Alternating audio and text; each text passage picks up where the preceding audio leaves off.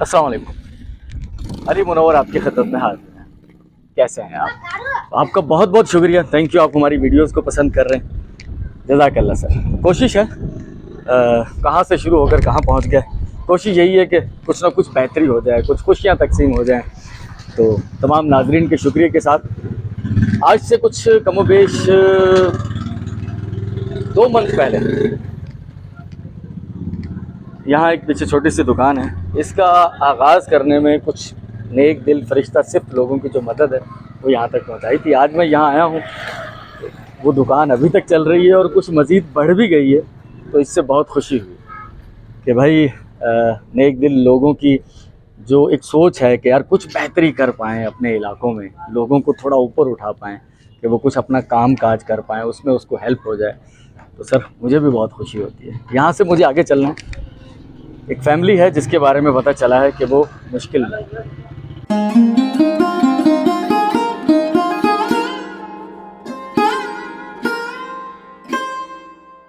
तो मैं उस घर तक पहुंच गया हूं। यहाँ रुककर मुझे हमारे एक मेहरबान वीवर हैं, बहुत अब सिर्फ वीवर नहीं रहे, आप लोगों से बहुत क्लोज़ किस्म के रिश्ते हो गए हैं, बातचीत होती रहती। ख्वाजा इशरत हुसैन साहब, बस बदकिस्मती से उनके साथ मुसलसल 2 हादसे हुए हैं, गाड़ियों के एक्सीडेंट हुए। उनमें ख़ुद तो उनकी वो फिज़िकली तो वो महफूज रहे हैं, लेकिन ये कि उनके लिए दुआ कीजिएगा। काफ़ी परेशान हैं, डिप्रेस हैं। मेरी बात हुई रात उनसे तफसीली।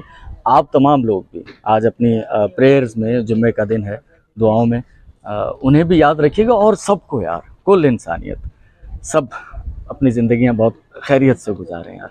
तो ख्वाजा इशरत साहब के लिए खुसूसी तौर पर दुआ कीजिएगा। उस फैमिली तक मैं पहुँच गया हूँ, उनके घर।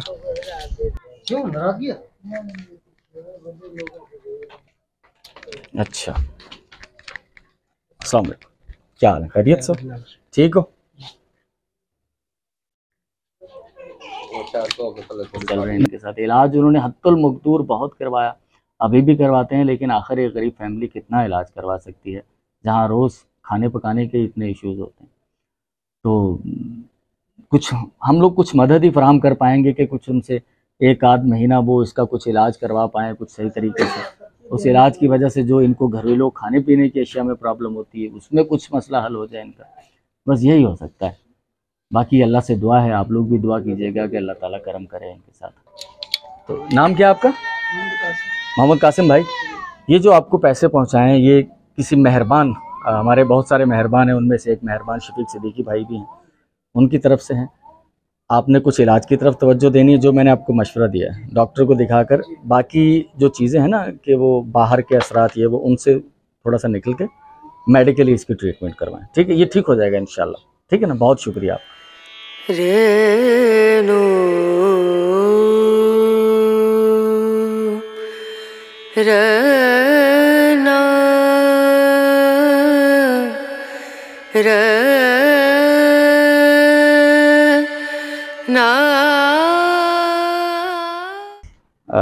नमाज होने वाली, आधा घंटा रह गया। फैमिलीज़ को अंदर किया। एक सफ़ेद पोश शरीफ फैमिली, सफ़ेद पोश फैमिली, ख़ानदानी लोग, लेकिन मुश्किल वक्त में एक ऐसा शख्स जो कि डिसेबल है कुछ, वो अपने इस घर को चला रहा है, लेकिन सफ़ेद पोशी का भरम है, कोई तकाजा नहीं, कुछ मांगना नहीं। मुझसे रब्ता हुआ था, मैंने उन्हें कहा था कि इंशाल्लाह आपके लिए कुछ करेंगे। तो एक मैसेज आया मुझे कि सर हालात बहुत ख़राब हैं। तो मैं यहाँ आ गया हूँ। अब ये कि वही इतने कुछ पैसे कि 1 महीने के लिए इनका बजट जो है वो कुछ बैलेंस हो जाए, कुछ मैनेज हो जाए, कोशिश करेंगे। इनके साथ एक और मोहब्बत का ताल्लुक़ भी करना है कि इन्हें कुछ छोटी सी दुकानदारी कुछ घर में जो इनकी वाइफ चला पाए। ख़ुद ये कुछ बाहर चीज़ें सेल करते हैं, लेकिन चूँकि डिसेबल हैं तो खैर मुश्किल तो होती है। तो ये इन फ्यूचर इंशाल्लाह कुछ छोटी सी दुकान केबिन टाइप की जो है कि वो घर में कुछ चीज़ें वगैरह ये इनकी खातून, इनकी जो बीवी हैं वो भी सेल कर सकें, तो ज़्यादा बेहतर तरीके से गुजर बसर हो पाए। आ जाए भाई, आ जाए। तो इनको मैं नहीं दिखाना चाहता क्योंकि उनकी भी ये थी कि यार बहुत मुश्किल है इस तरह से लोगों का सामना करना, और हैं डिज़र्व, फुली डिज़र्व। तो मेरे भाई ये इतने पैसे हैं कि 1 महीने के लिए आपको इससे रिलैक्सेशन हो जाएगी राशन से, ठीक है?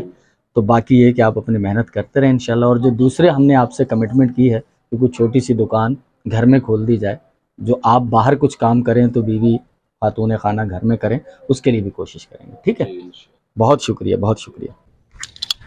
आप सोच सकते हैं कि जब वो उसकी हंडिया में वो बिल्कुल सबसे हल्के वाले चावल, लेकिन खैर दुनिया खाती है। जुम्मे का वक्त हो गया सर, खिदमत खल के बाद खुदा के हुजूर सरबत सुजूद होते हैं। और सबके लिए दुआ, आप भी दुआ कीजिएगा हमारे लिए।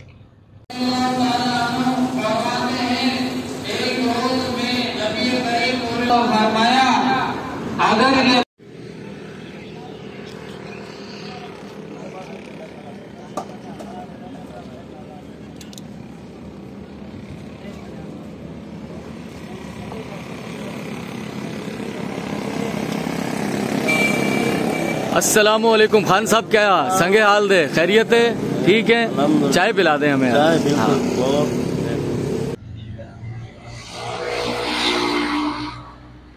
चाय अभी शुरू की क्या बनानी? चाय के साथ ही तो गुफ्तगू करनी।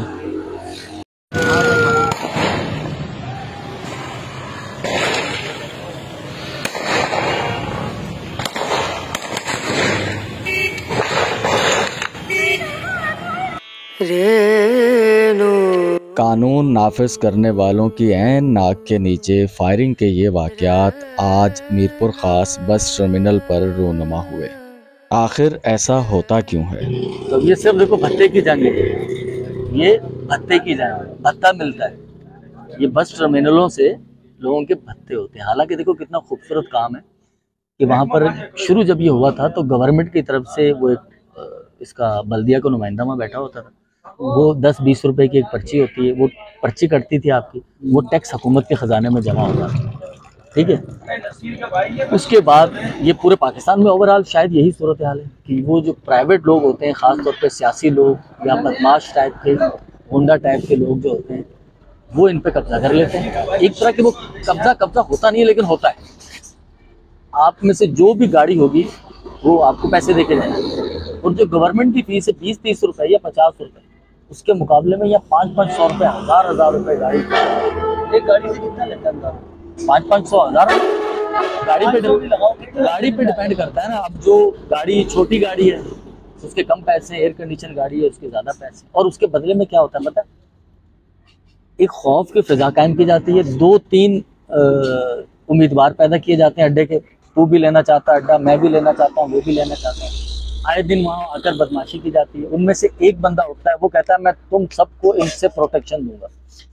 यानी कि 2-4 गुंडों का खौफ, उनमें से एक गुंडा खड़ा होता है, वो कहता है कि मैं तुम्हें इन बाकी गुंडों से तहफ़्फ़ुज़ दूंगा, आप मुझे पैसे दो। कैसा गेम है यार। आपको पता था कि हम 2 बंदे हैं तो 2 चाय होंगी, दूसरी चाय में कितनी देर लगेगी?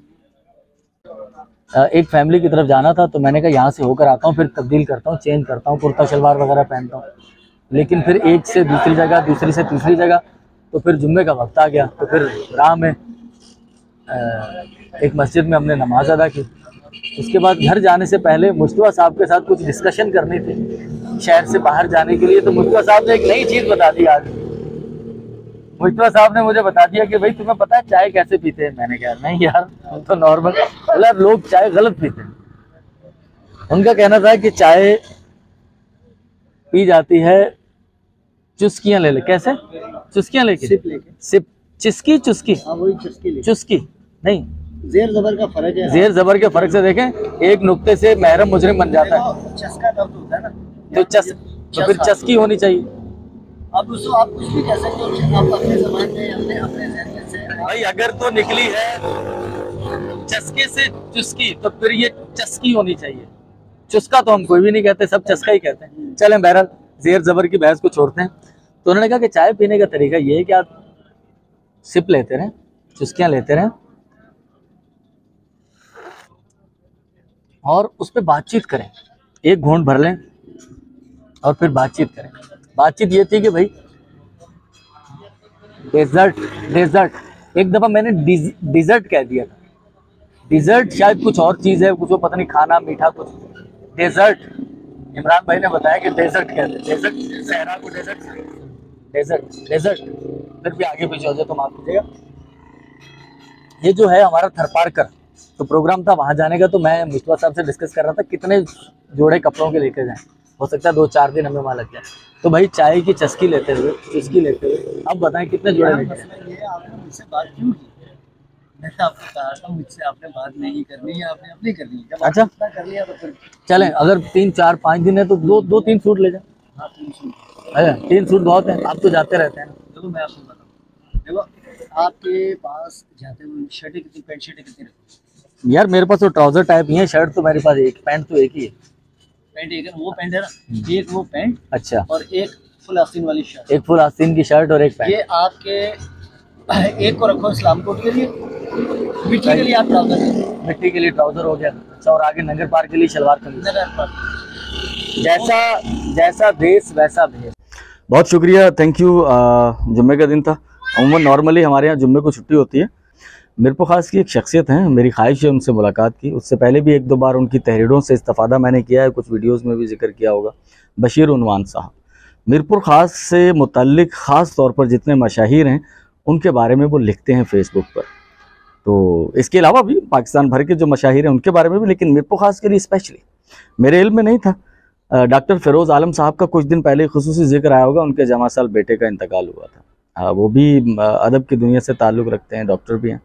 तो बशीर उन्वान साहब ने आज उनके बारे में लिखा हुआ, उनकी एक तहरीर मैंने फेसबुक से ही कॉपी की है, तो ये सारा क्रेडिट इस तहरीर का उन्हीं के लिए होगा, बशीर उन्वान साहब के लिए।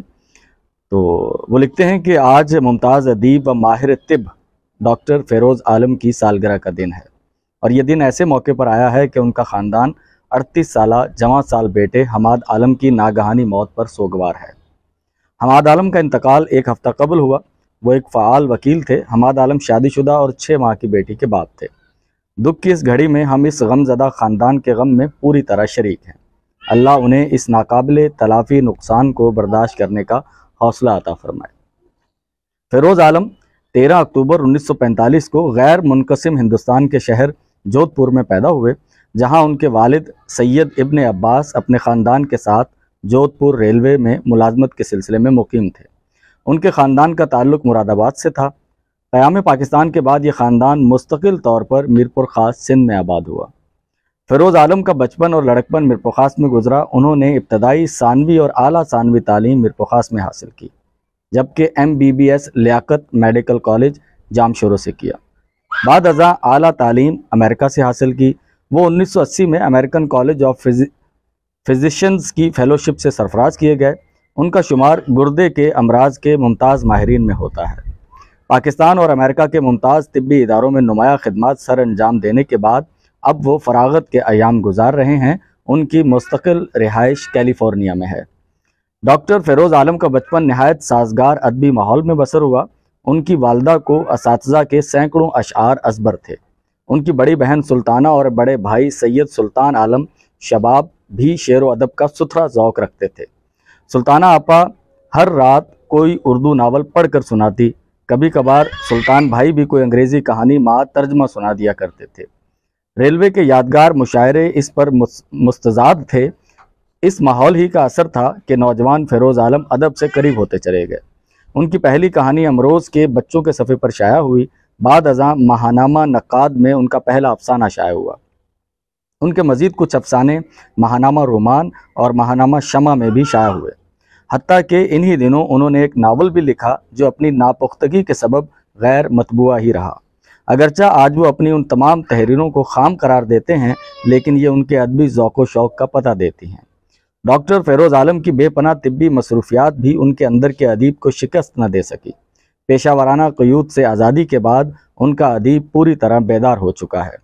इसका सबूत उनकी 5 मतनू किताबों की सूरत में मौजूद है। वो बुनियादी तौर पर अफसाना निगार हैं, लिहाजा सबसे पहले उनके अफसानों पर मुश्तमिल किताब धनक का 8वां रंग शाया हुई। उनके अफसानों के दूसरे मजमूए का नाम ख़िज़ां का गीत है। उनके अफसानों को मौज़ूआती लिहाज से 2 वाज़ेह ग्रुपों में तकसीम किया जा सकता है। एक आम माशरती अफसाने हैं और दूसरे तिब्बी तजर्बात पर मबनी अफसाने। तिब्बी मौज़ूआत पर चंद अफसाना निगारों ने कलम ज़रूर उठाया है, लेकिन अभी इस मौजू पर बहुत ज़्यादा लिखने की गुंजाइश मौजूद है। इस कमी को दूर करने का फरीज़ा डॉक्टर फ़िरोज़ आलम ने बतरीके एहसन सर अंजाम दिया है। उनके बेशतर अफसाने तिब्बी मौजू ही का अहाता किए हुए हैं। ये अफसाने न सिर्फ मौजू के अछूतेपन के बायस कारी को मुतवज्जा करते हैं, बल्कि अपने ताकतवर बयानिए के ज़रिए एक नए उफ़क़ की तरफ गामज़न नज़र आते हैं। ये अफसाने मगरब में लिखे गए हैं और फ़नी लिहाज से भी मगरिब के ममासिल नज़र आते हैं। फ़र्क सिर्फ ये है कि उनकी ज़ुबान उर्दू है। उनकी अहम तरीन तसनीफ़ हवा के दोष पर उनकी खुद नोश्त सवाने उमरी है, जिसे उन्होंने अज़राए इनकसार एक आम आदमी की दास्तान हयात करार दिया है। इस किताब में मुसन्निफ़ ने नहायत सादगी और बेतकल्लुफ़ाना अंदाज में अपनी ज़िंदगी के हक़ाइक़ बयान कर दिए हैं। यहाँ अफलास की सख्तियाँ, जहद मुसलसल और कनात पसंदी से आगे बढ़ते हुए कामयाबी की काबिल रश्क मंजिल तक पहुँचने के सफ़र की दास्तान है, जिसके ज़रिए फ़ाज़िल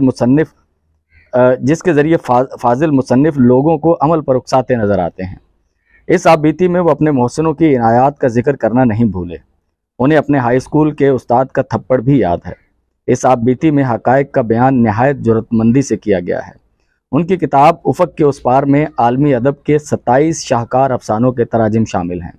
ये तराजिम मुसन्निफ़ के अरफ़ा ज़ौक़ वुसअत मुताला के साथ उनकी तर्जमे की सलाहियत का भी बेयन सबूत हैं। इससे ये भी पता चलता है कि वह अपनी मसरूफ़ ज़िंदगी में भी कुतुब बीनी से गाफिल नहीं रहे। ज़िंदगी नायाब है मुसन्निफ़ की तवील पेशावराना ज़िंदगी के तजर्बात व मुशाहिदात का निचोड़ है। इस किताब में इंसानी सेहत से मुतल्लिक़ नहायत सहल अंदाज में लिखे गए 50 मज़ामीन शामिल हैं, जो पाकिस्तानी रोज़नामा जंग और अमेरिकी उर्दू अखबार पाकिस्तान लिंक में शाया होकर क़ारीन से पसंदीदगी की सनद हासिल कर चुके हैं। ये मज़मून बशीर उन्वान साहब ने लिखा, जैसा कि मैंने जिक्र किया है, और मेरी ख्वाहिश है कि बशीर उन्वान साहब से भी मुलाकात हो और आज के इस वीडियो के ज़रिए एक बार फिर मैं डॉक्टर फ़िरोज़ आलम साहब से अज़हार ताज़ियत करता हूँ। उनके जमा साल बेटे का सुनकर, इंतकाल का सुनकर बहुत दुख हुआ था। अल्लाह ताला उन्हें सब्र अज़ीम अता फ़रमाए और उनके बेटे को जवारे रहमत में आला मुकाम अता फ़रमाए। आज की वीडियो में कुछ ज़्यादा नहीं, इतना कुछ ही था। इंशाअल्लाह आपसे कल मुलाकात होगी और जाते जाते आपके जितने भी मैसेजेस कमेंट्स की सूरत में मुझे मौसूल होते हैं, यकीनन उन्हें पढ़कर मुझे बहुत अच्छा लगता है। आपकी पसंदीदगी, आपका इज़हार मोहब्बत, मेरे को ख़ास से वालहाना अक़ीदत यकीनी तौर पर मुझे उस मंजिलों पर ले जाती है जहां मुझे ये एहसास होता है कि यार हम कुछ अच्छा कर रहे हैं। तो आपसे दुआओं की दरख्वास्त है। इंशाअल्लाह आपसे कल मुलाकात होगी। कल तक के लिए अल्लाह हाफ़िज़।